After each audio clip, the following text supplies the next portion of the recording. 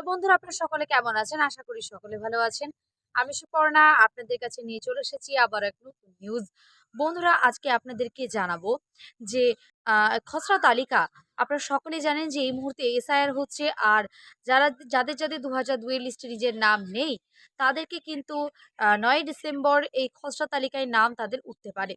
শুধু তাই নয়, খসড়া তালিকার সঙ্গে আরও একটি তালিকা কিন্তু এই ইতিমধ্যেই জানানো হয়েছে নির্বাচন কমিশনের পক্ষ থেকে, যেটা কিন্তু খুব তাড়াতাড়ি প্রকাশিত হবে এই খসড়া তালিকার সাথে। তাহলে কাদের নাম থাকবে সেই তালিকায়? সমস্তটা দেখতে থাকুন আজকে এই ভিডিওতে। আর খসড়া তালিকা আসলে কি, সেটাও আপনাদেরকে জানাবো এই ভিডিওর মাধ্যমে। তার জন্য ভিডিওকে স্কিপ করবেন না, প্রথম থেকে শেষ পর্যন্ত দেখতে থাকুন। ভিডিও ভালো লাগলে অবশ্যই লাইক করবেন, সাবস্ক্রাইব করে চ্যানেলটির পাশে থাকবেন। নিত্য রকম আপডেট ভিডিও পাওয়ার জন্য পাশে থাকা বেল আইকনটি অন করে রাখবেন। তো চলুন জেনে নেওয়া যাক যে কি বলা হয়েছে নির্বাচন কমিশনের পক্ষ থেকে। ৯ ডিসেম্বর খসড়া তালিকার সঙ্গে আরও এক তালিকা প্রকাশ করবে কমিশন। সেখানেই থাকবে লম্বা নামের লিস্ট, জানানো হবে বাদ যাওয়ার কারণ। বাংলা সহ দেশে ১২টি রাজ্যে চলছে এসআইআর এর কাজ। মঙ্গলবার বিকেল ৪টে পর্যন্ত ৬.৫ কোটি বেশি ফর্ম দেওয়ার কাজ শেষ হয়েছে রাজ্যে।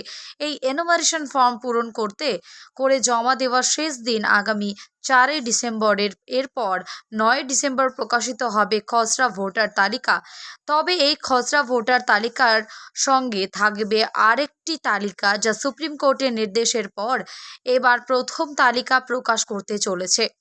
যেখানে এই খসড়া ভোটার প্রকাশিত হবে, তার পাশেই ঝোলাতে হবে এই নতুন তালিকা। ২০২৫ সালের ভোটার তালিকায় যাদের নাম আছে তাদের প্রত্যেকেই দেওয়া হবে এনুমারেশন ফর্ম। যারা এই ফর্ম পূরণ করে জমা দেবেন তাদের নাম উঠবে খসড়া ভোটার তালিকায়। আর যারা এই ফর্ম পূরণ করে জমা দেবেন না, তাদের নাম উঠবে এই পাশের তালিকায়। অর্থাৎ খসড়া ভোটার তালিকা থেকে বাদ চলে যাবে তাদের নাম, যারা এই ফর্ম পূরণ করে জমা দেবেন না। কেবলমাত্র এই তালিকা ঝোলানো হবে তাই নয়, তালিকার সঙ্গে কি কারণে নাম বাদ গেল সেটাও এই ফর্মেই লেখা থাকবে। অর্থাৎ কোনো মৃতের ভোটার যিনি এই ফর্ম জমা দিতে পারবেন না, তার নাম এই তালিকায় অন্তর্ভুক্ত হবে বলে নির্বাচন কমিশন সূত্রে খবর। নির্বাচন কমিশন সুপ্রিম কোর্টের নির্দেশের পর বিহারে এসআইআর এর পর বর্তমান যেসব রাজ্যের এসআইআর হচ্ছে সেখানে এই নিয়ম বদবল থাকছে, যা নির্বাচন কমিশনের ইতিহাসে প্রথমবার হতে চলেছে গোটা দেশে।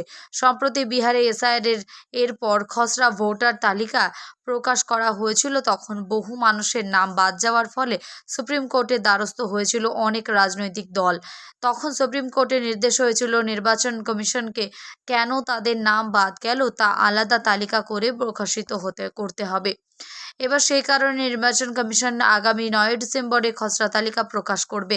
তার পাশে এই তালিকায় প্রকাশ করতে চলেছে। এখান থেকে পরিষ্কার হয়ে যাবে মৃত ভোটার, ভুয়ো ভোটার বা অন্য কোথাও স্থানান্তরিত হয়ে যাওয়া ভোটারের নাম। তাই চূড়ান্ত তালিকায় ভোটারের তালিকা প্রকাশ হওয়ার আগে অনেকটা পরিষ্কার হয়ে যাবে আনুমানিক কতজন ২০২৬ সালের ভোটার তালিকা থেকে নাম বাদ পড়তে চলেছে।